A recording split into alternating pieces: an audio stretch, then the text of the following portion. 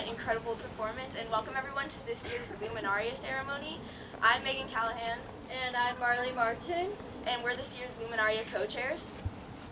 Luminaria is a way to honor the survivors, those who are still fighting, and those who have lost the battle to cancer. It is also a time to grieve for those we have lost, to reflect on our own experience and our loved ones' cancer experience, and to find hope that tomorrow holds the promise of a cancer-free world. This ceremony is an opportunity to remember all those we have lost. It is also a time to celebrate their lives. Tonight, let us celebrate and honor their lives of not only our valiant cancer survivors, but also those who are no longer with us. Cancer shows no preference. It strikes children, adults, family, co-workers, and friends. Tonight, let us pay tribute to those who have lost their fight to cancer. Please join us in a moment of silence.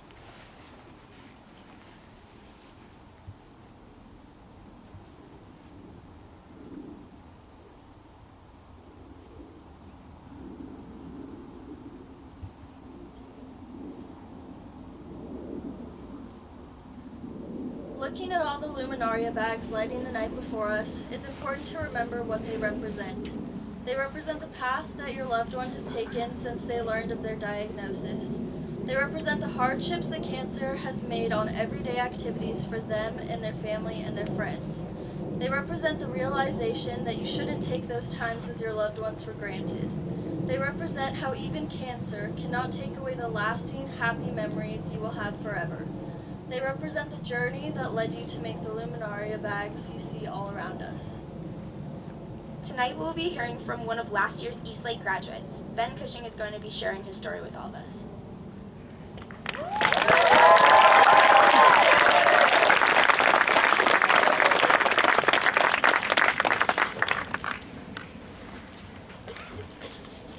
What's up? Hello. Over this side. I got my buddies here. Jack, B, Steven, Cole. I haven't practiced this. Well, I practiced this once like an hour ago. So if I screw up, bear with me. There might be a couple typos, but here we go. Hey, I'm Ben Cushing. Some of you guys know me as Big Cat. You may remember me roaming the halls of East Lake with you last year, but things have changed dramatically since I was a senior in high school. I'm here to tell you my story of 2017 and how I am beating the rarest form of cancer in the world. Sorry, I'm nervous. So the story starts at Wazoo, go Cougs, at the end of my first semester during finals week, of course.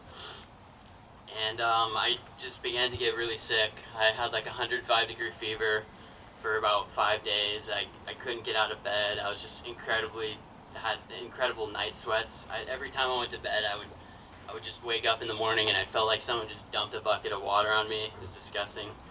My roommate Mark didn't love the smell. But I had no energy. I just had awful headaches, and I asked Mark, my roommate, I was like, when do you think I should go to the hospital? Like, when like, my fever, like, when should I go? And he said, I think you can live with 107-degree fever, but you should go in at 106. So, yeah, so it was just the sickest I've ever felt. I actually felt like I was dying. But I still finished finals, and I finished with a 3.7. It would have been better, but then I went into winter break, and I came home to my mom and dad. They had seen me for a while, and I had lost like 30 pounds, and my mom just looked at me and she just knew something was wrong with it. She was super scared. I was just super skinny and pale. We went to the doctors, and they just kept telling me that I just had the flu. They just thought I had the flu, and I like, you don't know what to, like, you just believe them. I didn't think anything of it. I just thought I could wait it out. And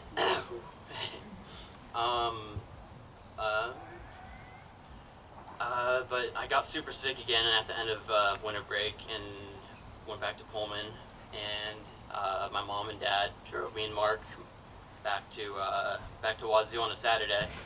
Me and Mark spent the whole day moving into our new dorm. I was still feeling super under the weather, and then that first night, my side started to hurt. and I didn't really think of anything of it, but I just kind of just let it go by. Then a couple days passed, and that first Monday, literally the first day of school of Wazoo, my spleen started to really hurt. Like, it was unbearable. I just couldn't. Like, I was in my first class, history, rock and roll. It was a sick class for that first day.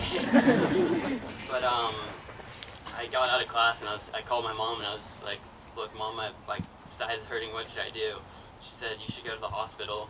You should go to the ER," because she knew like how like sick I was looking. And so I went to my fraternity, and one of my fraternity brothers dropped me off at the ER, and I was just sitting in the ER, and I remember just sitting there like I couldn't, like I was just sitting gripping my like knees, and I was just super in just so much pain. I couldn't talk, could barely talk to the receptionist, and yeah, they immediately knew something was going on with me. But I was in Pullman Hospital, and they told me that I had an extremely large spleen, which is it's about right here. That's where the pain was, and it was like something was growing, like my spleen was growing inside of me, and it was extremely painful.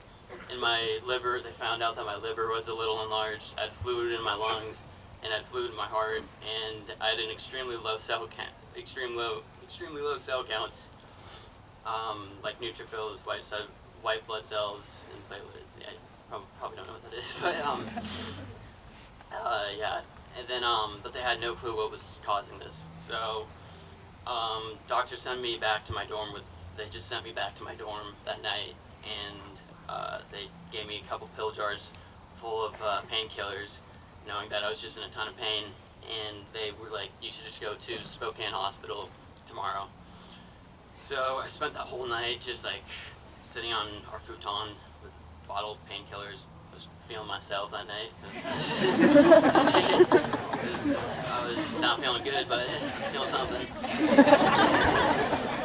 And my mom picked me up that next morning, and we went over to Spokane Hospital, and I spent six days in that hospital.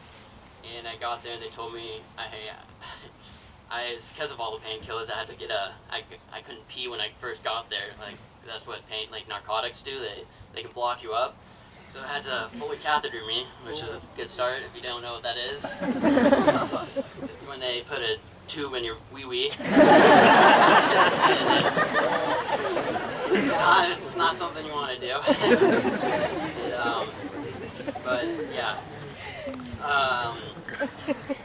Yeah, that happened. And then, but anyways, they couldn't figure out what was wrong with me.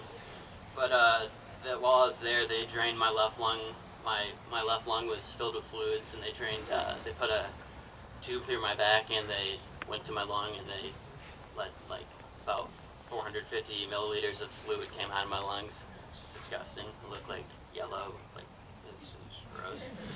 But they just kept doing multiple tests to figure out what was wrong with me, and they couldn't figure out what was wrong with me. So they sent me to Swedish Hospital, where they had more resources. So I went to Swedish Hospital, and I spent the next 12 days in that hospital. They had multiple different doctors trying to figure out what was wrong with me, and they couldn't figure it out. Doctors had mentioned cancer to me, but I never imagined it was actually going to be a reality. So they did a bone marrow biopsy where that's when they take like a big needle, it's like the size of a screwdriver, and they go into your hip bone, and they take out bone marrow, and the results came back, and I remember I was sitting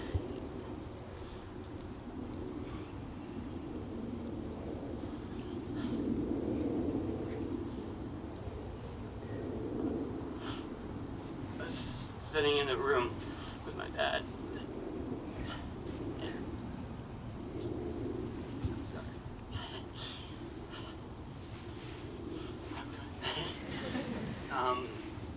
I was sitting in the room, they told me, and I was sitting with my dad, and the doctor told me I had hepatitis T-cell lymphoma, which is one of the most rare diseases, one of the most rare cancers in the world. They told me at the time that only about one person gets it every decade.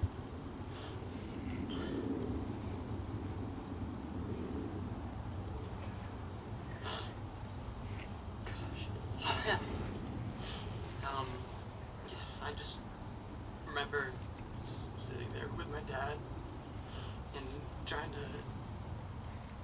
Oh, Jesus. I remember sitting there with my dad and holding his hand and just remember trying to convince each other that everything was going to be okay. And the doctors told us they had no clue how to treat it because they had no research on it. And so we're going to start chemo that night. But they had no clue. They just were going to put me on a generic chemo. And I just have nightmares of that moment because I just felt completely hopeless. But after that, I called about 12 of my best friends that night, and I told each of them what had happened and the diagnosis. And it was almost as hard as hearing the news for my first time when I was telling my friends, because you don't want to ever tell your friends you have cancer. It's one of the hardest things I've ever had to do. But you never really truly know how much hope is actually in the hopeless. About 3 hours after my diagnosis, my family had found a doctor who had dealt with this cancer 12 times. Dr. Shustov, my hero. He worked right in my backyard in Seattle. Immediately we tried to get in contact with Shustov.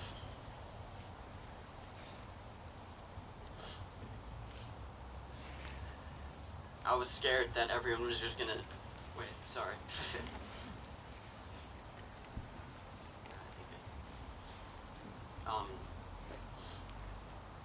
In the beginning I told myself that it was important. Wait, did I just... Oh well.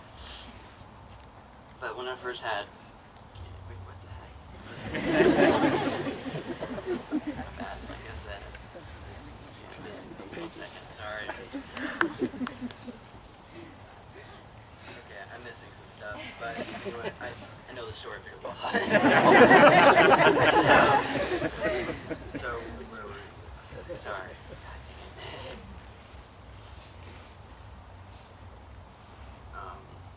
Well, anyways, I talked to Dr. Shustov, and he told us basically that I needed to remove my spleen because it was giant and it was super cancerous. So I removed my spleen, and I got this really sick scar, and I drew a 6-pack on it. So, but it's a big scar. It's about that big.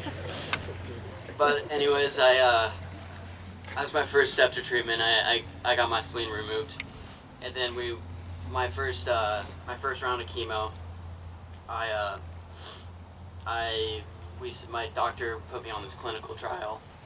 Yeah, I wish I had my notes, but anyways, I was super nervous for my first round. I didn't really know. I just thought everyone was gonna see me as a cancer patient. All I knew was that my hair was gonna fall out, and that's all I really knew. But I told myself in the beginning it was important to me that I would push myself to live the most normal life possible, meaning that I was going to go out with my friends still every night, distract myself. But in that first cycle of chemo, I began to start getting fevers and had to go back to the emergency room because I was getting these fevers again, and was admitted for about 6 days. While I was in there, we found out that the chemo wasn't working, and the cancer was actually getting bigger. While I was in the hospital, my hair started to fall out too, which was fucking sick. Excuse me. but it was scary losing your hair. Like, you don't, like, sitting in the shower, just rubbing your head and looking down in the drain, and there's just a ton of hair in the drain. I texted my buddy Will Esser, shout out, that I was kind of freaking out. My hair is coming out, and I had bald spots all over my head, and I was so scared. Will came in the next day though and shaved me bald. I remember getting up and looking at myself in the mirror and seeing myself for the first time as a cancer patient. It scared me. It scared the living crap out of me. I started crying while I was looking in the mirror, and Will gave me a hug. And I remember how much support I have with my friends. I've been great through this all. And I was ready for the next cycle of chemo, and I wasn't going to give up hope. And I was ready for Shustov to cook up the next chemo in the lab for me. And if I had those notes for that chemo. But the next chemos were this drug called cisplatin and cytarabine. And they were supposed to be super toxic chemos. They were supposed to they could give me hearing loss and hearing damage. And they actually did give me a little bit of hearing loss. And I have a tendinitis, which is, I think I said that right, I don't know. But I have like a constant ringing in my ears from it. But at the end of that cycle, we had more bone marrow biopsies and liver biopsies. And they came back and the cancer and the chemo was working. And I was super pumped. It was like, okay, you're not getting rid of me. I'm gonna beat this. And but since the ringing started in my ears, I couldn't do that chemo anymore. I had to go on to a new chemo or else I would go deaf. And I don't want to go deaf, so we're gonna go to a new chemo. So then my 4th and 5th cycle of the chemo were, I forget what they're called, but they were like a combination of 4 different drugs. And my doctor was super like set on like, okay, these ones are gonna knock it out. You're gonna be able to go to transplant, which is a whole other story. I'm not gonna get into that, but the 4th and 5th cycle actually turned out that they weren't working, and the cancer started growing again. And I was freaking out. This was only like 3 weeks ago. I didn't even tell my friends because I didn't want them to freak out. But my doctor said to me not to give up hope, and that I still had a chance. Treatment is never smooth sailing. There are plenty of bumps in the road to get healthy. I believed in my doctor and I was ready to keep fighting. I just knew that it would delay my overall treatment. I'm like, if you see me shaking, I'm just cold. But my 6th round of chemo, 3 weeks ago, it started. I'm on my 6th round of chemo right now. After a lot of thinking, my doctor, Shustov, had found the chemo that he thought would work best for me. It was stressful though because we were running out of ways to put me into remission. Going through this cycle was especially tough knowing that the cancer had been growing at the last checkup, because it was getting to the point that it was just scary, because obviously why. But however, I just got news about 2 days ago that we found out that this chemo's been working and that I'm almost in remission. And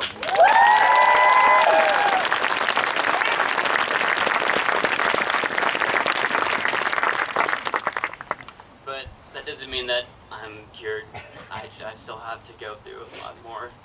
I may be able to go into my double core transplant, which I'm not going to go into that because it's really confusing, but I still have at least like 100 days from transplant to get cured, but I still have a long road ahead of me.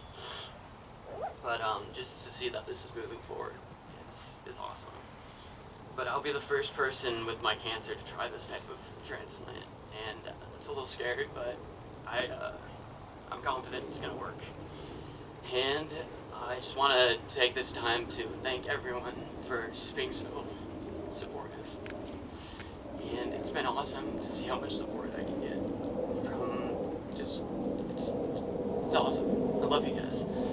And that's it.